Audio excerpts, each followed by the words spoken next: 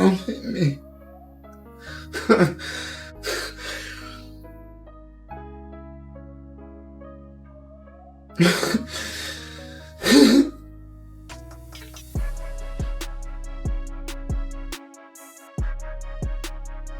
I ain't showing you. I want out my contract too, bro. I don't want to be mob-tized no more. I want my own shit. Let me go. Let me go, Junior. Something wild just hit the internet, and it has everybody talking. Word on the street is that Finesse2Tymes might have just walked into a deal that has fans shaking their heads. His contract details started floating around online, and if what's being shown is accurate, this situation looks messy. People are saying he may have underestimated who he was dealing with, and that name being mentioned, J. Prince Jr. Now here's the twist. Reports claim Finesse has been trying to confront the Prince camp over this whole situation. And that's where it gets tricky, because going up against the Prince name isn't some small move. That family has deep roots in the music game. Some are even saying stepping into that arena might not end well for anyone involved. Before we even unpack the numbers, let's talk about how this all started. Back in September 2022, Finesse2Tymes signed with Mob Ties Entertainment, the label connected to J. Prince Jr. At the time, it looked like a power move. Big cosign, big backing, big opportunity. From the outside, it seemed like he had just secured the next level in his career. But now, people are questioning whether that deal was really set up in his favor. When the contract breakdown started circulating, a lot of fans were stunned. And I'm not saying this as a fact. This is just based on what's being shared online. You have to put it right here to make me believe it. You have to put it right here.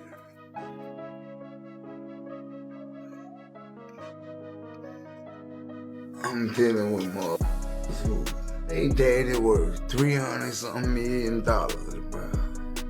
My mama and dad ain't never been worth $10,000.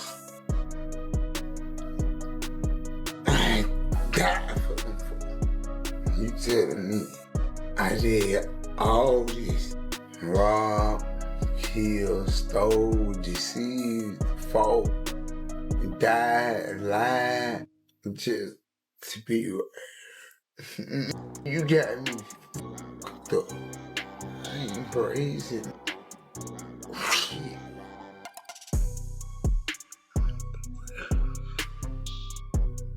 But if those splits are real, it's definitely eyebrow-raising. Instead of a simple artist-label split, the paperwork reportedly involves two separate companies collecting money from the same artist's work.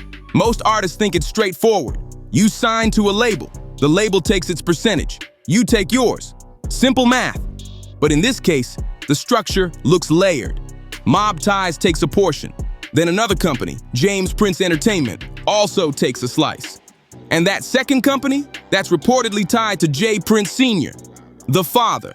So allegedly, the revenue gets divided three ways. 35% to Finesse, 35% to Mob Ties, 30% to James Prince Entertainment. If you run those numbers on $1 million, that would mean Finesse sees $350,000, while the Prince-related companies collect $650,000 combined.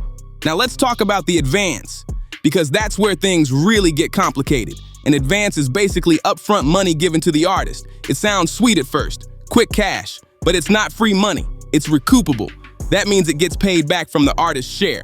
So if Finesse reportedly receives something like $200,000 up front, that amount would have to be earned back from his 35% cut before he sees additional profits. And if the math being discussed online is correct, he would need to generate over $500,000 in total revenue just to clear that advance and start making new money. We done already made all the money we can make. I don't want to go to no another label with you. I love you.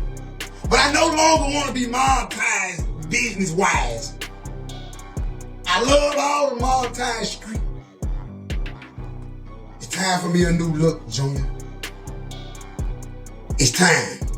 Let me out that contract, bro. I'm done with that contract, bro. We ain't made no money. I've been with you 4 years, P. We ain't dropped number 2 projects. Ain't mob-tized, ain't hitting on nothing with the music shit, P. I'm 33 years old, P. Let me go to somebody, P, that's gonna let me don't give me about 10, 15, 20 M's out this shit. If you want you some money out this shit, cool.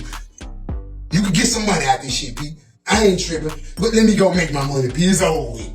We done, bro. He's more than able, man. He's able, man. Meanwhile, the other companies would still be collecting their percentages during that process. Some fans are calling it a smart business move by the Prince family. Others are calling it aggressive. But one thing is clear, this structure benefits multiple members of the same circle. Both Mob Ties and James Prince Entertainment are registered in Texas. J. Prince Jr. runs Mob Ties. J. Prince Sr. runs his own entity. So from the outside, it appears the deal allows revenue to circulate within the same family network. Now, to be fair, the Prince name has been established for decades. J. Prince Sr. has been involved in the industry since the 1980s with Rap-A-Lot Records. That's a long track record of business experience. And when families build empires, they usually build systems that protect their interests first. But here's the question people keep asking. If an executive is supposed to guide and protect an artist's career, and that same executive's family also profits from the same contract, does that create tension? Some legal minds would argue it's complicated. Others would say it's just business. Either way, it's a heavy setup. And here's the kicker. Sources are saying this isn't just a standard recording agreement. There may be additional clauses tied in that could impact touring, branding, and other revenue streams. That's where things can really shift the balance of power. Again, none of this is confirmed directly by Finesse2Tymes or the Prince family publicly in full detail. This is all based on what's being discussed and circulated. But if even half of these numbers are accurate, it explains why tensions might be rising behind the scenes. One thing's for sure, contracts in the music industry aren't always as glamorous as they look on Instagram. And sometimes, what feels like a big win on signing day can look very different once the paperwork gets examined closely. Now here's where things really turn up. What's being described online sounds like a full 360 deal. And if that's accurate, that means the company doesn't just touch the music, they tap into everything. Touring money, merch sales, brand endorsements, club appearances, streaming checks. Every lane Finesse moves in, there's reportedly a percentage attached to it. The paperwork that's been circulating allegedly gives the company's rights to use Finesse2Tymes' name, image, and likeness for sponsorships and partnerships. So it's not just about dropping songs, it's about the entire brand. And if the split really sits around 70% going to the companies combined, that's heavy. Little baby. All you niggas who seek money, I never seek the money. I just wanted for me and my family to be comfortable. You niggas that made it about the money. Now, in order to be comfortable, I have to chase a bigger goal. Now I have to become 100 millionaire to be able to make my family comfortable.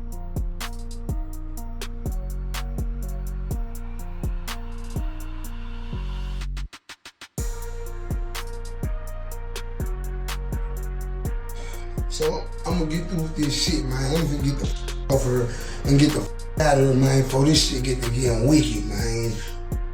Let's break it down in simple math. If Finesse books a show for $10,000, based on what's being discussed, he would only see $3,500. If he moves $5,000 in merch, that leaves him with $1,750. If a brand cuts him a $20,000 endorsement check, his portion would be about $7,000. Every stream of income reportedly runs through the same percentage split. That's not small change, that's a serious slice. And the merchandising clause, that's the part that has fans side-eyeing the whole thing. The contract allegedly allows the companies to use his name and likeness on products. That could mean shirts, hoodies, whatever they decide to push. If a shirt sells for $30 based on the math people are sharing, he'd only pocket around $10.50 while the rest goes to the companies. That's a tough pill to swallow. Now let's talk about the length of this deal. 5 albums. 5! In today's industry, that's a long road. Most newer deals lean towards shorter commitments, maybe 1 or 2 projects to test momentum. But 5 albums locks an artist in for years. And here's the real strategy people keep pointing out. By album 2 or 3, if an artist blows up and wants to renegotiate, they can't just walk away. The paperwork keeps them tied in. The royalty rates do reportedly increase slightly with each album. Album 1 sits around 14%. Album 2 bumps to 14.5%. By albums 4 and 5, it climbs to 16%. Sounds decent at first glance, right? But here's the catch. That percentage applies to his 35% share, not the full pot. So the increase ends up being a few extra percentage points after the main split already happened. It's not as big as it looks on paper. Another concern people are raising is promotion. There's reportedly no strict obligation forcing the label to heavily push each project. So hypothetically, they could delay releases, slow down marketing, or shift focus, while still maintaining their percentage from whatever income flows in. That's the part that makes artists nervous. We've seen similar situations before in the industry. Think about how Lil Wayne had to publicly battle Cash Money Records to get free from his situation years back. Long contracts can turn into long headaches if the relationship goes left. Now, when you add Finesse's personal background into this, the whole story hits different. He's from Memphis, Tennessee. He's 33 years old. In rap terms, that's not old, but it does mean timing matters. He's already faced struggles, dealt with setbacks, and worked hard to build his name. For him, signing with Mob Ties Entertainment probably felt like the moment everything was about to change. But instead of fast growth, fans have noticed the pace feels slow. In 4 years, only 2 projects have dropped under the deal. You gonna do me like that? 2026. I don't give a about no year. 2026 already. Yeah, I'm all your New Year's up. Your New Year's, when you wake up, you gotta see this. Your New Year's. Huh? How about that? Why you thought you were finna go to work and with a new year and a new look? Oh, my and New Year's resolution. Your New Year's resolution. That shit don't mean nothing. The white folks tricked your bitch ass. And your hoe ass then went to Walmart and bought all this New Year's ass shit, bitch. I ain't got nothing but some ground beef and some chicken and some fireworks, hoe. That's all I bought. You bitches went and bought hats from red, white, and blue. USA caps. Y'all all on Bourbon Street. Talking about some 5, 4, 3, 2. That shit don't mean nothing. Jesus didn't do that. That's prime momentum time. And once those years pass, you don't get them back. There are also claims that he's been covering certain expenses himself. Videos, marketing, promo, even while being signed. He reportedly mentioned being $10,000 to $15,000 out of pocket for things he believed the label would handle. Again, this is based on what he has publicly shared, not confirmed accounting records. But if true, that's frustrating. The most emotional moment came when Finesse went live and spoke directly about the situation. He addressed J. Prince Jr. publicly saying, "Junior, let me go. We already made all the money we can make together. I don't want to go to no other label with you. I love you, but I no longer want to be Mob Ties business-wise." Hearing that wasn't industry talk. That sounded personal. You could hear the weight in his voice. Not anger, not disrespect, just exhaustion. A grown man asking for a fresh start. And when you look at the bigger picture, years invested, limited releases, heavy splits, it explains why emotions might be running high. This isn't just about percentages on paper. It's about time, momentum, and control over your own path. The hardest moment wasn't about percentages or paperwork. It was when Finesse2Tymes started talking about his family. He said, "I got kids to feed, I got bills to pay, and I'm out here looking crazy because I can't provide the way I should be able to." That wasn't promo talk, that was pain. You could hear it when he said, "P, let me go make my money. It's over with. We done this." That didn't sound like anger. That sounded like a man at his limit. Then he pointed out something that made people pause. He mentioned that J. Prince Sr. is reportedly worth hundreds of millions, yet he feels like every dollar is still being pulled from his side. Now, net worth numbers online aren't always exact, so take that with caution. But emotionally, you can understand why he would question it. From his perspective, he's struggling while the people on the other end are already established and secure. Yes, they up the money and because you want to put on $50,000 jet flight, $30,000 a night Airbnbs. You, I don't like you. I despise you. I don't like you. You made it hard for the real. When you see me in public, you get it. I still beat your ass. Y'all think the Israelites sit up and watched the moon and waited for it to be a new year? The Israelites think you about a New Year. And you bitches sitting up celebrating it like it's something to celebrate. Oh, you trying to follow the culture, huh? Oh, my grandma and granddaddy did this. When you gonna ever stop? And I knew I might die for this. But these white folks done programmed us, bro. They got us thinking Christmas and Thanksgiving and New Year's and family and Valentine's Day is a day to go spend all your money. Some fans see it as business, others see it as excessive. That's where the debate gets intense. If a family has already built generational wealth through companies like Rap-A-Lot Records, why structure deals this tight? Is it strategy? Is it protection? Or is it pushing too far? That depends on who you ask. When Finesse went live, he wasn't flexing. He was emotional. A grown man saying he feels stuck and can't provide how he wants to. That hits different, especially when he said, "I don't have a daddy that's worth 300 million." That line wasn't disrespectful.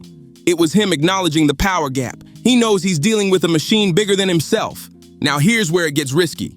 Going public about conflict with the Prince name isn't light work. J. Prince Jr. and his family have deep industry connections. They've been active for decades. That kind of network carries influence. Again, that's not a threat. It's just reality. In music, relationships matter. Phone calls matter. Access matters. So when an artist decides to speak out, that's a bold move. Finesse even said he was willing to meet anywhere by himself to resolve it. That shows courage, but it also shows urgency. When someone is ready to handle things face to face, it usually means they feel cornered. And this isn't just about one artist. We've seen similar stories before. Look at Megan Thee Stallion and her dispute with 1501 Certified Entertainment. She blew up, wanted more control, and ended up in a long legal fight. Or think about Lil Wayne battling Cash Money Records for years just to release music on his terms. These situations aren't rare. They just don't always get exposed publicly. The tough truth is a lot of artists sign deals early when they're hungry and hopeful. They see opportunity and jump. Later, when the spotlight gets bigger, the fine print starts to feel heavier.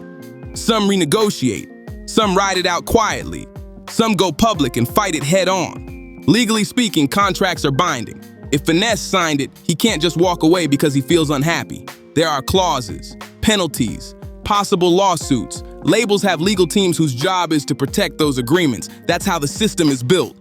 But here's the part that keeps people debating. Just because something is legal doesn't automatically make it fair. The law and morality don't always sit in the same seat. And when emotion gets involved, especially when family is mentioned, the conversation shifts from business to personal real quick. Right now, everything we're seeing is based on what's been shared publicly. We don't have the full contract in front of us. We don't know the private conversations happening behind closed doors. But one thing is clear, this situation has opened up a much bigger discussion about power, leverage, and what artists really give up when they sign on that dotted line. And one thing people don't talk about enough is how confusing these contracts can be. The language is dense, full of legal terms, percentages, clauses, and fine print that most regular people wouldn't understand without a solid lawyer breaking it down. When an artist finally gets that call from a label, excitement takes over. It feels like the dream just opened up. And in that moment, not everyone slows down to dissect every paragraph carefully. From what's being shared publicly, Finesse2Tymes may have believed he was signing a standard deal. But if the breakdown circulating online is accurate, it looks much bigger than that. It reportedly touches music, branding, touring, and more. That's not just a record deal. That's most of your career tied into one agreement. What makes it sting more is watching peers from the same city level up. Memphis has been on fire lately. Artists from the South are securing major checks, buying homes, investing, moving different. Meanwhile, Finesse has openly said he's still trying to recoup money he spent on his own videos. Seeing others win while you're stuck in paperwork, that's tough. Take Moneybagg Yo, also from Memphis. He's built a strong run, major tours, big endorsements. When artists from your own circle are hitting milestones, it naturally makes you wonder what your path would look like under different terms. Finesse even suggested he believes he could earn $10 to $20 million if he had full freedom to sign elsewhere. That's life-altering money. Of course, that thought weighs heavy. Now let's slow down and explain recoupment, because this is where a lot of people get confused. Even if Finesse only receives 35% of incoming revenue, advances and label expenses typically get paid back from his share first. So if he received a $200,000 advance, that $200,000 has to be earned back from his 35% portion before new royalty money starts flowing in. Meanwhile, the company continues collecting its percentage during that process. That's how most traditional deals are structured. But here's the tricky part. The label usually determines what counts as recoupable expenses. Studio time, marketing campaigns, production costs, video shoots, all of that can be added to the balance that has to be paid back. So hypothetically, if a project generates $1 million and the company says $300,000 went toward expenses, Finesse would need to recoup that from his 35% share before seeing extra income. When you crunch the math, it becomes a steep hill to climb. That's why some artists say it feels like running on a treadmill that never stops. Streaming makes it even more complicated. In today's era, streams pay much less than physical album sales once did. 1 million streams might bring in around $3,000 to $4,000 before splits. If you're keeping 35% of that, you're looking at roughly $1,200 to $1,400 before taxes. After deductions, that number shrinks fast. An independent artist keeping most of that gross revenue would need far fewer streams to earn the same amount. So under a heavier split, you have to work 3 times as hard just to match someone operating solo. That's why consistency matters so much in streaming. Frequent drops keep momentum alive. But if release schedules are slow or promotional pushes aren't aggressive, that momentum can stall quickly. And let's be real, social media adds another layer. Artists don't just see success in private anymore. They scroll and watch it live. New chains, new cars, new homes, big festival stages. When you feel like you have the talent but not the leverage, that comparison can eat at you. The emotional side of this might be the heaviest part. Finesse has gone from celebrating his deal to publicly asking to be released from it. That's a dramatic shift. He's 33, and in rap, timing matters. Every year tied up in a contract feels bigger when you believe your prime window is open right now. He's described feeling independent, but not fully independent, funding his own visuals, promoting his own music, building his fan base, while still being contractually attached. That disconnect creates frustration. You're doing the grind of an independent artist, but without the full financial freedom that usually comes with it. To be clear, contracts are agreements both sides sign. Labels invest money and expect returns. Artists receive upfront support and exposure, but when expectations don't line up with results, tension builds. And when that tension spills into public view, it turns into a larger conversation about fairness, leverage, and understanding what's in the fine print before signing. At the end of the day, this situation highlights how important knowledge and legal guidance are in this industry. Because once that signature hits the page, the clock starts ticking, and getting out isn't simple. Imagine grinding nonstop, dropping music, doing shows, building your brand, and still giving up around 70% of what you earn. That would frustrate anybody. You're working harder, but seeing less than you might if you were fully independent. That imbalance hits different. Let's be real. The industry runs on relationships. J. Prince Jr. and J. Prince Sr. have deep roots and long-standing connections. In a business built on alliances, that kind of influence matters. So when Finesse2Tymes speaks out, that's a bold move. It's not just paperwork, it's power. This situation is bigger than one artist. It raises real questions about how deals are structured and who truly benefits. The reported 70-30 split, 5-album commitment, and 360 coverage sparks serious debate. Some see strategy, others see pressure. Either way, it shows how serious fine print can be. If this breakdown opened your eyes, hit like, share it with someone who needs to hear it, and subscribe for more celebrity drama and industry breakdowns. Check out the next video on your screen right now for even more behind-the-scenes stories. I'll catch you on the next one.